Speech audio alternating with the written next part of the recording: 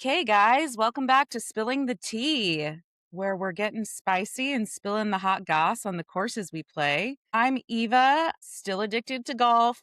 Kurt, you won't believe this, but my handicap is a 21 now because I entered some recent rounds. I know I'm jinxing it as we speak, but I'm stoked. No, it's not jinxing it. You're tracking your handicap. That's what you're supposed to do, and that's exciting. That's the best part about the handicap is it gives you tangible evidence of you getting better. I just put in some scores as well, so I'm down to an 8.1. I'm hoping to drop below an 8 soon as I keep playing better and still love the game. It's one of those things that just keeps me coming back. Even when I play poorly, I still love it, but even more so when I'm playing well. Congrats, Kurt. That's awesome. We got to get you into the 7 zone. I think my low is 7.4 is my low, and I'd Yeah. love to get back there again. So hopefully dropping off a few of these high handicap rounds. Let's do it. Okay, so every episode we are playing a different course and breaking them down for you guys by price, playability, and personality. And then we'll rate them at the end of the episode.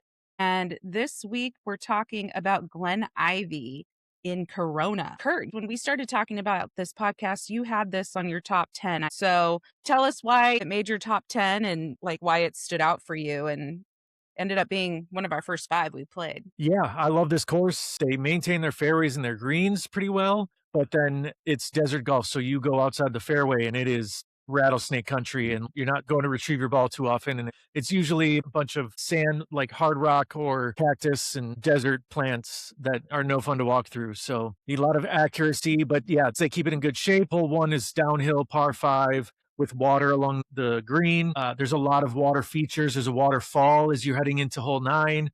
Hole 9 is almost like an island green. It's got like 75% circumference covered by water. We'll talk about it in the Nerdy with Curdy, but the signature hole is that big drop, hole 18, where it drops down. I think it's 210 feet or something like that. The big drop. It lives up to its name. Okay, so this week's episode of Spillin the Tea is brought to you by False Fronts, which I was Sunday years old when I learned about false fronts. A local at the putting green told me about the false fronts and said to club up around the greens. I did not know what he was talking about. And then once I got out there, kind of figured out what he meant. So my experience with false fronts was trial by fire. Definitely had a lot of false fronts on that course. Curdy, since you're the nerdy one, tell us what a false front is. Yeah, it's crazy you selected them as our sponsor for today's episode because that is also going to be part of what I talk about in the Nerdy with Curdy segment. So essentially it's the front of the green is sloped. Usually it means an elevated green. Yeah, if you hit that front, it's going to roll back. If you don't get it all the way there, it has potential to roll down the hill. It's kind of an illusion that the green is closer than it really is. That's what it means by false front. And I think the advice was good, right? So club up. Well, I thought the false fronts were super rude, but we thank them for sponsoring this week. It's really nice of you guys. Hopefully, now I've learned my lesson. So a little more about Glen Ivy.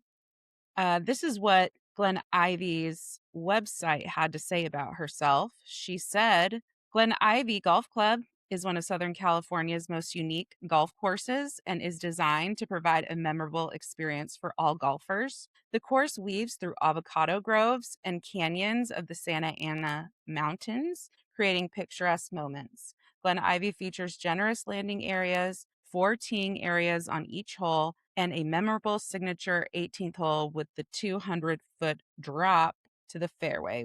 We got a great picture. I will put it on our Instagram. Really beautiful. I think she did a good job describing herself there and is honestly maybe a little humble. I really liked it. It's beautiful. Yeah, I would definitely say humble in that description. Picturesque is 100% accurate. Hole 1 has that water, like I mentioned, but a lot of different picturesque moments. Hole 9 is also a downhill par 3. It has that waterfall that I mentioned. We played with Dave Lucy, our buddy from Destination Irvine. Hey, Yeah, great round. Fun playing with a fun guy. But he sent that photo, and I don't know if he doctored it up or not, but it just looks so green. But it was just beautiful. He got the waterfall in the back and then panned over to me as I hit my tee shot, which was fun. Another reason why I love this course, and it validated why I love it, was I had 2 friends come out for the golf tournament that we were running last year, and we decided to make a weekend of it. We played San Juan Hills. I like the course. It's, nothing to write home about. We'll hopefully play it soon, but it's nice. It gets the job done. It has some fun holes, but they didn't seem to enjoy it that much. But then on Sunday we went to Glen Ivy and they absolutely loved it, said that it was worth the trip. So them loving it was just, again, validated my opinion of it. But great course, really fun. And then we can talk about my huge drive on hole 16, on paper 416 yards. We will be talking about hole 16. There's no question about it. Before we get into hole 16, though, let's get a little nerdy with Curdy. What do you got for us today? Tell us a little more about this course and what she's got going on. All right, this is Nerdy with Curdy. The basic details of the course: it was built in 2002 and it was built by architect Ted Robinson. Fun fact, also designed Tijeras Creek, our previous episode. So, well-known Southern California architect in golf. It's a par 72 course. From the blue tees was 63-32, so 3,100 each front and back nine. And from the gold, which is where Eva played, is 2,700 yards each front and back. And the blue has a rating of 70.7 and a slope of 129. The gold rating is 71.9 with a slope of 128. It's got Bermuda fairways with bent grass on the greens. Very, very common to have bent grass on the greens. It's conducive to really, really short cuts, and it also recovers really quickly with foot traffic, divots, and ball marks. So it's used a lot in golf courses on the greens. I did learn that it is very intrusive in yards. So people love it for golf, but they hate it if they're just mowing their lawn. Riding only for this course. They don't allow walks. I think mostly just because of the big drop, which also leads us to the signature hole, 18, 200-foot drop. It is titled The Big Drop, and we'll post a photo on our social media so you can see what it looks like.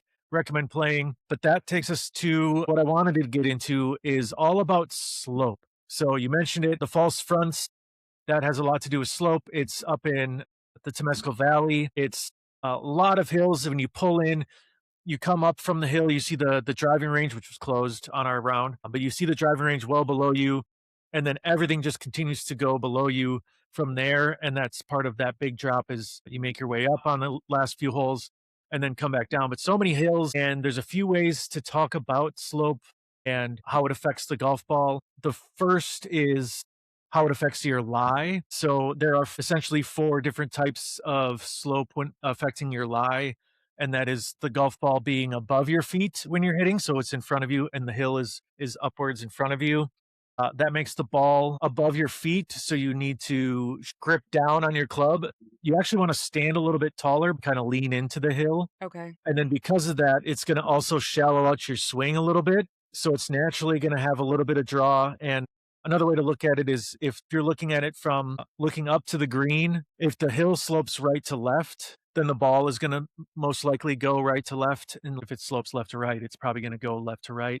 But so the ball being above your feet usually is going to generate a little bit of draw, so you want to aim a little bit right. So as a general rule, it's going to go a little bit right to left. And then conversely, the ball being below your feet, you got to kind of grip it at the end of the club, which is a little hard, and get down a little bit more into a more athletic squat and try to fight the feeling of falling forward. Similarly, then the ball is going to go left to right, kind of do a little fade or slice. These are all for right-handed golfers. For you lefties, it's going to be the opposite, of course. And then the other two is going to be if you're on an upslope lie or on a downslope lie. In the upslope, you want your shoulders to match the slope of the hill. So if you're on an upslope, you want to lean onto your back foot and then just swing regularly. It's naturally going to create a little bit more loft because you're on a launch pad. And so sometimes you want to club up. It's going to launch it up in the air and take a little distance off of it.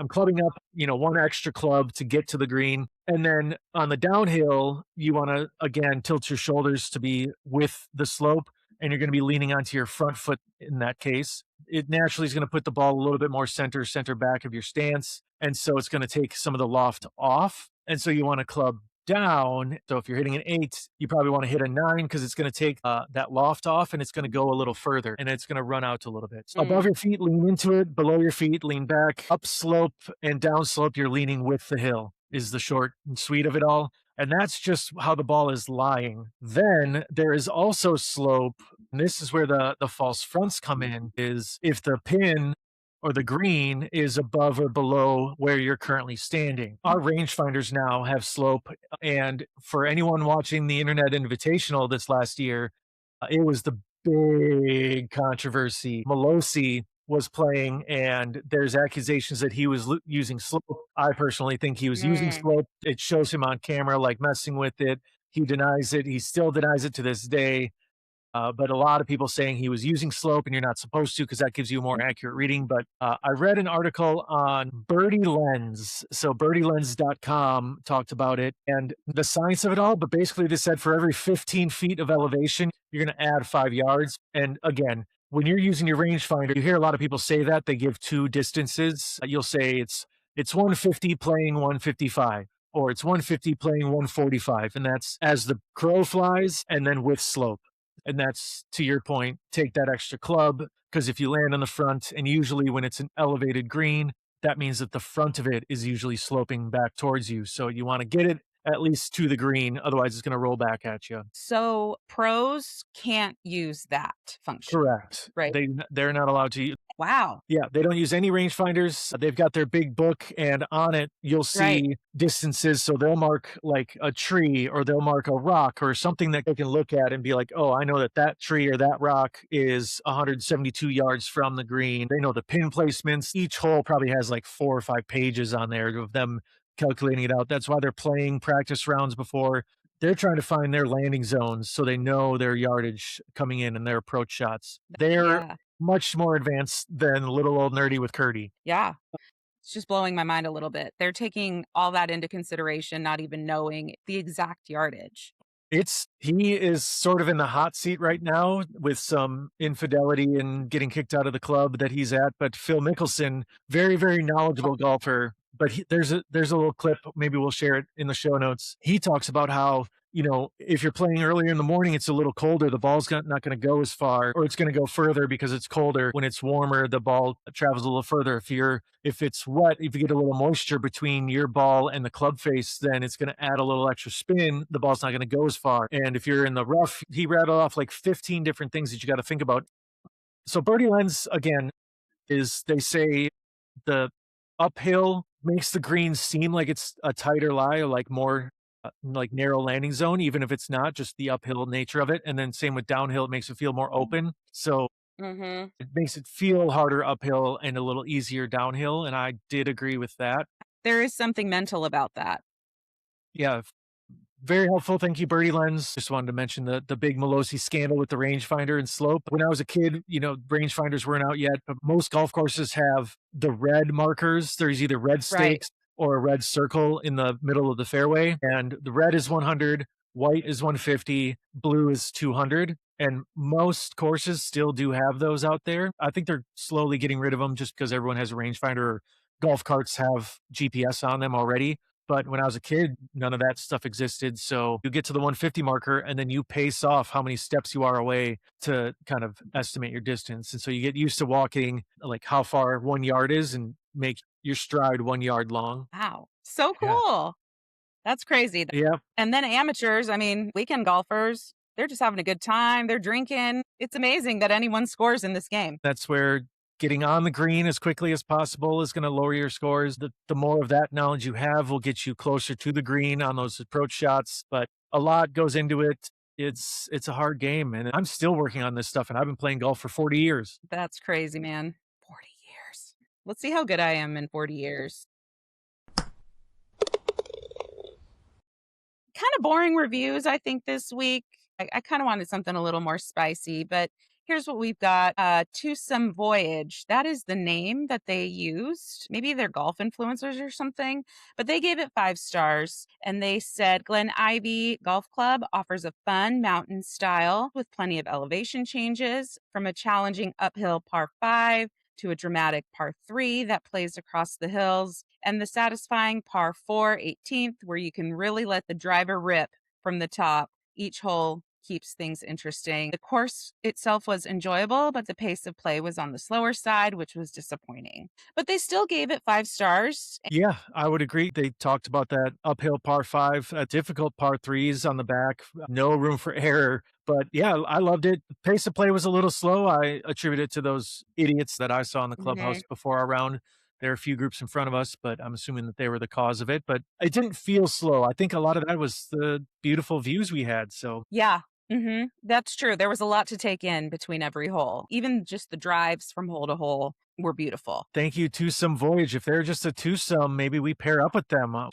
Our three-star king comes from Stephen Goldstein, and Stephen had this to say, just right off the bat, no grammar, no punctuation, gotta love it, but course is rough shape, worst I've seen. Also tree and bush overgrowth excessive. Most greens very fast, which is good, but several also too slow. The like first par three. No notice given of poor conditions. Like course, but won't play again until conditions improve. So Steven, I think, is a caveman.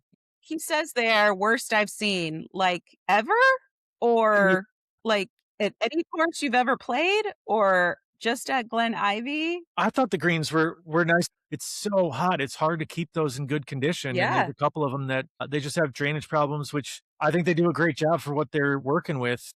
There's that one par three where you're kind of hitting into the mountains. You actually hit it a great shot onto the green on that hole. It was, I think it's the first par three. Hole 5. Yeah. Yes, yeah. I They usually have like a giant fan on that to try to dry it off because it usually holds moisture and there's issues with that one. But even with that, I don't hate it. If there's big marks in your way, you can move around it and, change your lie a little bit. We're not out here playing tournament golf. We're just out here having a good time. I didn't agree with Steven. I didn't agree with his grammar nor his review. His second to last sentence there says, no notice given of poor conditions. Like there's courses out there notifying you that their conditions suck, right? Let's break this down, Curdy. Yeah. Let's start with price. So I had to go back and look at what I swiped, and I paid 115, and that included my cart, and that was for 10:48 a.m. tea time on a Sunday. So this course is out in Corona. Coming from Orange County to Corona, I would say a 30 to 45-minute trek. This is further out in Corona than just like right off the freeway. So for me, my immediate thought was, is this going to be worth the drive? Because I will avoid the 91 freeway at all costs. If you want to experience the worst California traffic of your life, try to get from South Orange County to Corona at 5 p.m. on a Friday. You will want to die. It's the worst. And so it was Sunday. So it was clear. It was a straight shot for me, no traffic. So by the end of the round, I was totally bought in. Don't know if I would play it during the week. Then there was a lot of traffic going home. There was an accident or something, but I thought that the price was fair for the golf that we played. The range was closed, which is a thumbs down for me. I really don't appreciate that. That is something I would like to be notified of before I get out there. But I had such a good time throughout the day that the price of 115 was totally made sense for me. What were your thoughts? Yeah, I think for the price, it's definitely worth it. It is a bit of a drive for me. It was about 45 minutes, and I've played this a few times now, and I always play before 11 a.m. I don't think I've ever had anything later than Mhm. 11. And always getting there, no problem. Zip right over 45 minutes or less. And then getting home, it's tricky. There's traffic. There's always traffic. But aside from the traffic, the price I thought was great. It does include a cart, like you mentioned. So again, similar to Anaheim Hills, they don't even allow you to walk. So the price is that price. It includes a cart always, and thought it was well worth it. And the carts were nice. The course was in good shape. All the amenities are nice. The clubhouse was clean. I almost bought a hat just because they had a good selection of hats and apparel. They got, golf balls. I went back and bought a Glen Ivy golf ball and the snack You shop. Kurt Huh? Kurt, you didn't find one on course? I didn't find one on the course. I did tell the guy, I was like, my last 3 rounds, I've found a logo ball and I'm hoping to find one again. And I told him if I didn't, I'd be back in. Unfortunately, I couldn't find one, but Shucks. worth the $3 to go back and get it. Dave and I sat and had lunch and watched the end of the Travelers Insurance Championship. So we got to see a little bit of that. And I'm Norwegian, and Victor Hovland was co-leader at the time, and ended up winning. Spoiler alert! And Norway won their World Cup game today. So Norway on a run right now. But Look at you guys, Kurt. anyway, totally sidetracked. Price was great, 115. The course was good. Amenities were great. The range being closed sucked. Their picker was broken is the reason the range was closed, which I understand, but also, maybe you just reduce the price. I really Yeah, don't like when that's not available. That's why I was definitely like, "Yes, we're playing breakfast balls. None of us have swung a driver. Of course we're doing that today." Like, if you don't have a chance to warm up, yeah. you know. Again, we're not playing tournament conditions, so No. if you're Yeah, not we warming were up, just and having fun. a good friend of mine, Charlie Flint, always used to say, hitting the range before golf is cheating. So we would always just fly Okay. in blind. You'd step up to the first tee, grip it, and rip it. Yeah, not having the range open was the only downside, but still, I'd say price totally worth it. I think it was worth it. Side conversation. So you mentioned that you and Dave went and had some food. What did you order? Was it good? So I ordered the buffalo chicken wrap, which was good, and they threw jalapenos in it, which was good. The wrap overall was very, very tasty, but I was ordering, and I'm a tater tots kind of guy. Like I'll do fries if they have them, but I just love a place that has tater tots. She said, "Are fries okay?" And that's usually my go-to response. I was like, "Fries are fine unless you got tater tots." So I mentioned it, and she's like, "We might, I don't know." And so she typed it in, we'll see if the kitchen says anything. And sure enough, came out with tater tots. So big win for that. The food was delicious and came out pretty quick. And we sat there just watching golf. We sat at the bar, but their clubhouse does overlook hole nine. So you can watch people hitting on that par three. Beautiful day. There's water down there. So it's a really nice view. I took some photos of it, so we'll post that. But yeah, really nice 19th hole there. I wanted to stay and eat, believe me, but my wife was like, "You've been gone all day." It was a long, long round. And it was a long day, right? Sundays, it's harder for me to get out super early.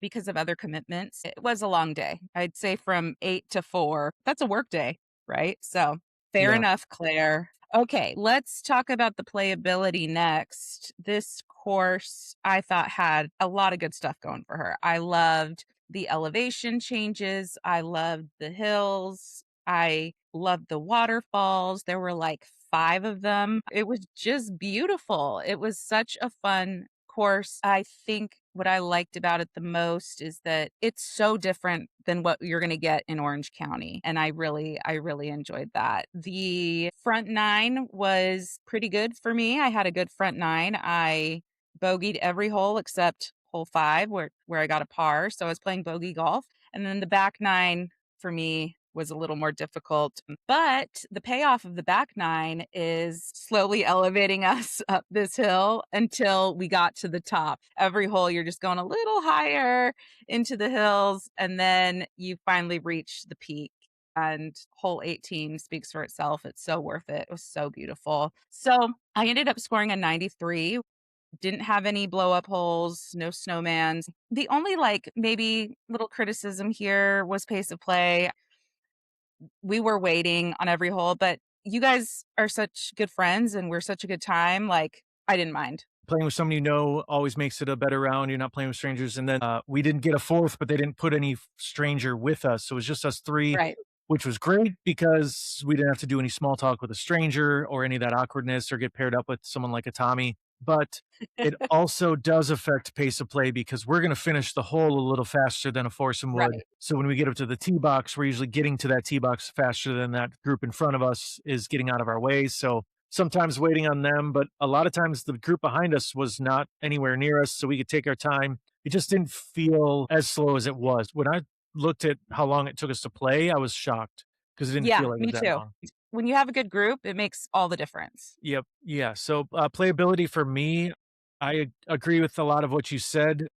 She does have a lot going for her. I like there's some pretty reachable par fives, which I always like. I didn't score as well on them as I had hoped, but I did eagle hole one, which was nice. Put my second shot on the green and made my first putt. So Yes. starting off with an eagle is always nice. And then I had a couple of pretty lengthy putts in the first few holes. But yeah, playability wise, it's great. It's got some challenging holes. Again, that desert golf, you got to be accurate off the tee or you lose that golf ball. It's not like a Costa Mesa where you can play from someone else's fairway. It's not like one fairway going this way and one fairway coming back at you. You don't get that at this course. So it's all kind of isolated, which also makes it feel nice. It's not crowded. People aren't yelling four on every hole. I love that aspect of it. And yeah, challenging. There's a couple of par threes that are longer or have like just fescue or like nothingness between you and the green. So you have to get it up there. And yeah, it was fun. It was so fun to see you get an eagle like right off the bat. That was so cool. That set the mood for the day. I think we all did pretty consistently on the front. And then did you do worse on the back or did you do better on the back? I'm pretty sure, I think I shot the same. Okay. Yeah, I did. I shot a 40 and a 40. I was +4 on the front and +4 on the back, which was disappointing to go +4. It was that hole 9 is that par 3, and I pulled it left. So it was a little windier than I was expecting it to be. And it's a downhill. I think it was 190, but it was playing like 170 because it was significantly downhill. But then there was wind in our face, and I pulled a club, but the wind was stronger than I thought. And so rather than doing the smart thing and clubbing up, I just swung harder and hoping it would get there. And often when I do that, I pull it to the left, and that's what Yeah. happened. And there was an orange fence there, and it said "Do not cross." So it's not normally OB, but it was like marked OB for the day. And so I had to hit 3 off the tee and ended up taking a double bogey on the hole, which blew up my front 9. And then the back again on a par 3. Hole 13 was that par 3 that I was saying where there's like nothingness in front of you and Yeah. the green. And I hit a really good 7-iron, and I must have hit it 210 yards because I couldn't find it over there. It should have been on that left That's side, right. but we got up there and I think I'd gone over and couldn't find it. Had it, but so those 2 holes I wish I could have back. Would have shot a 76 without those 2 holes. Yeah, I lost a ball on that same hole, but I hit it short, but there was just like nothing in between us. So it was like all that brush and didn't find it. One of my favorite moments was when I legitimately thought I heard a rattlesnake on hole 10. I almost crapped my pants. I was so scared. I audibly screamed. Yeah. And I think Dave was like, what? Yeah, well, we both came over, And I was and I'm like, terrified of snakes, but I still came over hoping to see it, but from a distance. no. After some further investigation, I'm pretty sure it was just a lizard, but I am not an outdoor girly. And so I got very scared. And 10 was one of my worst holes. I blame that. I also blame the back 9 being harder on the crappy hot dog. Now, let me just segue here for a second. I needed a dog at the turn, and the screen said that you had to call in your order. Why have the technology and not be able to order from the cart? I'm not going to pick up my phone and call you guys. I was like, well, I'm just going to walk in and see if they've got a dog ready. So I walk in, Julie, shout out to Julie, MVP, Yeah. really great, really nice, working at the bar. And she says to me when I walk in, "Are you Brenda?" And I go, "No, not Brenda, but do you have a hot dog available?" And she goes, "Well, probably." And then she goes in the back and gets me a hot dog. So I think I took someone else's hot dog, maybe Brenda's. And she gave that to me. And so I was able to eat that on the way out. But it just wasn't that great. Kind of soggy, kind of gross. Don't recommend. But Julie, you were great. You were so nice. And it was so cheap. I think it was like $6 or something. We got drinks to start, and the screwdriver I had was $5.50. I was like, "Are we in Wisconsin? This is amazing." But yeah, the group in front of us didn't order ahead. It's mostly for pace of play so that your food is ready when you get there For and you're not sure. sitting there waiting. But when we got up there, they were still waiting for their food, and they apologized. And of course, I snarkily replied, "Well, they give you the number to call ahead." Think of I'm here in your group just being part of the problem as well. I'm like, I'm not calling. Well, they had a hot dog ready for you, so you got away with it. But my home course had a landline. So when you get to the tee box of hole 9, you pick up the landline and it calls the kitchen so you can order your food. That I missed is that. That what was I'm old talking school. about. That is So awesome. that was back in the days of no GPS and then landlines out on the golf course. Let's talk about Hole 16. We all just had a real good time on hole 16. And so, why don't you set the scene for us, Kurt, and let us know what happens? Well, I do want to talk real quick about 15 as well, Okay.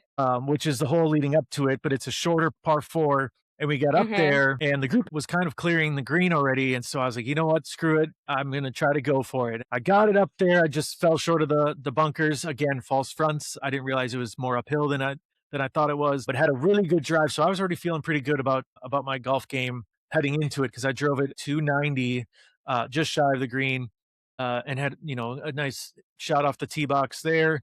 And so we get to 16, which it's a downhill dog leg to the right. And so you can't even see the green. And Dave goes first and he hits one to the right. And we thought it was out. And so he hit a second one and had a really nice second shot into the fairway, played it, a little bit more safe. And then I took a 5 wood thinking, I'm going to try to lay it up, just kind of play this corner. Took a little more aggressive line than I thought and went over the hill. And Dave and I kind of looked at each other like, well, we'll search together, thinking we were both out. Yeah. And then you step up to the tee box, and I'll let you take it from there.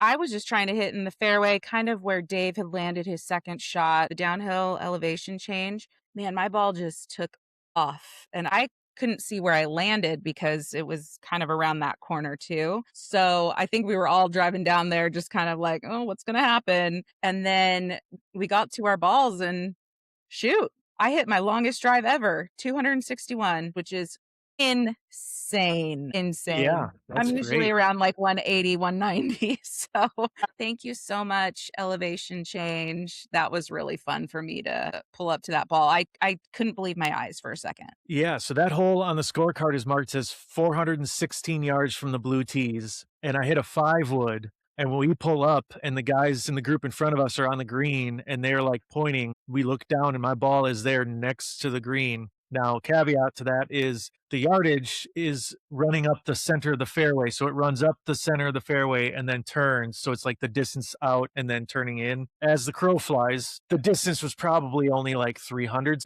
maybe 320, but because again the elevation change and I also hit a really good shot, they said it kind of rolled up on him, so it didn't like almost kill anyone, but definitely came up to the group that was already putting. And then also Dave ended up finding his first one because we were all kind Right. of doing our own thing, and he went up and just wanted to go take a look and see if he found it, and ended up finding it and hitting it down there. I think he saved a bogey, a par or bogey. He saved par. He punched out of there That's right. really nicely and saved par, which is awesome. Yeah, saved And then par. I got par on that hole and you got a bird. Yeah, I putt from just off the fringe, almost made the eagle, but a tap in bird I will take any day. But then while I'm standing there, I think I was waiting for either you to hit or waiting for Dave to hit. A ball comes landing just behind us and rolls up onto the green like 10 feet from the hole, and it was the group behind us. So I, of course, drove up, apologized to the group in front of us. Hey, I'm so sorry. I tried laying up with a 5 wood. Didn't think I'd hit it this far. We couldn't see. And they're like, "Oh, yeah, no problem. Even if you would have yelled 4, we wouldn't have heard you." The golf gods giving karma right back to me. Someone behind us hits into us. Jokingly told him he better have made that eagle putt when we saw him on the next hole, and he said he missed it. But yeah, really fun hole, hole 16. I loved it. And then we got to 18, which is just beautiful. You just have to go play it to understand, but it's super high up. Did you end up hitting a driver at 18? No, I've hit my 6 iron out of bounds just because of the elevation change. A younger me would have hit driver and gone for the green because it's wide when you land, but then it gets narrow and it's probably only like with slope, it's probably only 250 to where it gets really narrow. Yeah. And then there's water on the left and OB on the And then right, like strip leading up to the green, and the water runs all the way up next to the green. So I hit a 6 iron, just try to get it right between those two bunkers, and did, and then just put it on and two putted to save my 80. I was hoping to break 80 on that day because I was playing really well. I had a lot of really crisp shots, but yeah, big drop, totally worth it. If there's no one in front of us, I might hit one for fun, but it was a windy day. The group in front of us was still down there, and I don't want to hold anyone up, and it was windy. So if I'm out there by myself or we're there on a scramble day, for sure I'm going driver off the tee. But yeah, it's fun. definitely. Yeah. Great course. Hole 4 has those 3 trees in the middle of the fairway. That makes Oh, it tough. So that That's a tough one. That is something I really liked about this course is I had to think a little more strategically. Usually with my distance, I can almost always hit driver off the tee if it's a par 4 or par 5 obviously. And I almost don't even have to think about it, but this course allowed me to get a little more creative, which was also really fun. So I didn't always hit driver off the tee, right? Like I hit my 3 or my 7 depending on where the little intricacies were of the course. I love that. Yeah, it's a really fun course. There's some trees that really got in Dave's way. The hole with the 3 trees in the fairway is hole number 6, and then the long par 5 is hole 7, and hole number 7, really, the trees added probably a good 5 strokes to Dave's score on that hole, like, I think he almost hit it -1 yards on his that 3rd shot, but overall, having the trees out there is nice, makes it a little more challenging, and having tree-lined fairways, the views are nice. They sometimes keep you in play if you get lucky, but sometimes they can also kick it out or kick it right back to you. I don't really have anything more to add on personality because I think we've talked a lot about it. I love playing a new place, just kind of not knowing what's coming. I'd love to play it again. I think we totally lucked out on the weather because Corona can be hot as hell. And we totally lucked out on that. All right, it's time for the moment of truth. Alright. We're going to rate this course on a 1 to 10 scale. 1 is never again.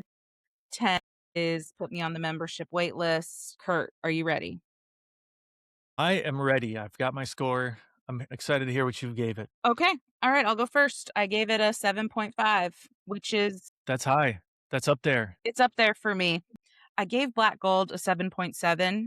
I gave Tijeras a 7.4 and I gave Glen Ivy a 7.5. And I loved Interesting. Tijeras. I loved just being somewhere new, somewhere different that I've never played. I was just in a really good mood on Sunday. Like, I just really wanted to be there. It was a beautiful day. I was having a good time.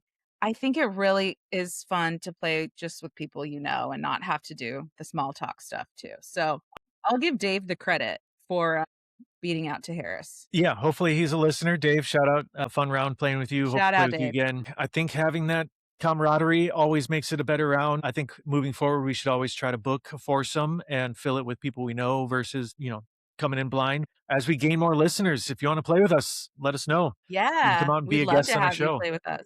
So Black Gold is your highest score so far. Is that right? Mhm. Interesting. I did put T. Harris above Black Gold. There's something about it, but I felt like Glen Ivy is slightly ahead of Tijeras Creek for me. I gave Tijeras Creek an 8.9, I believe, in looking back. And so for this one, but I gave it a 9.1. If you're just First joining us, I am time. significantly more generous with my scores. I started off with much, much too high with Anaheim Hills. I wish I could go back and change it, but I was told that's not allowed by our producer. Kurt is much nicer than me, but yeah, okay, so we both clocked Glen Ivy just a little bit better than Harris, which is crazy because Yeah. we loved Harris, right? Yep. Now that I'm thinking about it, maybe Tommy like took it down a notch for us. Dude, Dave, you're getting the credit for this one. We rated Glen Ivy above Harris Creek, which I think is pretty wild. Yeah. Since we both love that place. And we both really liked Tijeras Creek and we both really liked Glen Ivy, and they're the same architect. So I think we need to start finding more Ted Robinson. Highly recommend. So much fun. And I think there's like the hot springs and all that stuff up there too. I think we could probably like bring the wives, do a weekend. I think that would be Ooh, fun. that would be fun. Yeah, They've got for some sure. good golf up that area, so I'd be down. I'm down. Okay, Kurt, I wrote down like where we wanted to play next. I mean, we still I have know we San had Clemente on the list, which I'm not giving up on quite yet. Tustin Ranch, we've got Rancho San Joaquin. What are your thoughts? yeah, San Clemente was supposed to be episode 1. It's so hard to get a tee time out there, so if we can get San Clemente, I'd be down for that, but I'm excited to play your home course at Tustin Ranch. Okay, let's do it. I'll keep an eye out, see if we can get a San Clemente tea time. But yeah, I love me some Tustin Ranch. I've got some travel golf coming up. I'm playing in Wisconsin, Lake Wisconsin Country Club with the best man for my wedding, my dad, and then the best man for my sister's wedding, who's a member there. And then I'm playing with a buddy of mine in Chicago. So I got a couple of travel rounds So coming fun. up. But yeah, I'm down for San Clemente or Tustin Ranch, either one. Cool. Well, I can't wait to hear about your travel golf. Travel golf is always fun. All right, guys, please like and subscribe. That's what helps the podcast grow. So if you could just do the little check button, like, subscribe, wherever you're listening, that would be great. Also, leaving a review is really helpful. If you're nicer than me, please leave a review. If you're not, don't. And follow us on Instagram. Yeah, we are at Spillin the Tee podcast on social platforms. So follow us, tell us where we should play next, give us your course hot takes, or give me some nerdy with Curdy tips. I would love to dive deeper into golf, but follow us, like, subscribe, comment, and keep listening. Yeah, and if you guys have any funny experiences on any of these courses, please share and we'll read them off. All right, Kurt, I'm going to miss you. I've been seeing you weekly for the I last know. little bits, but it'll be fun when you get back.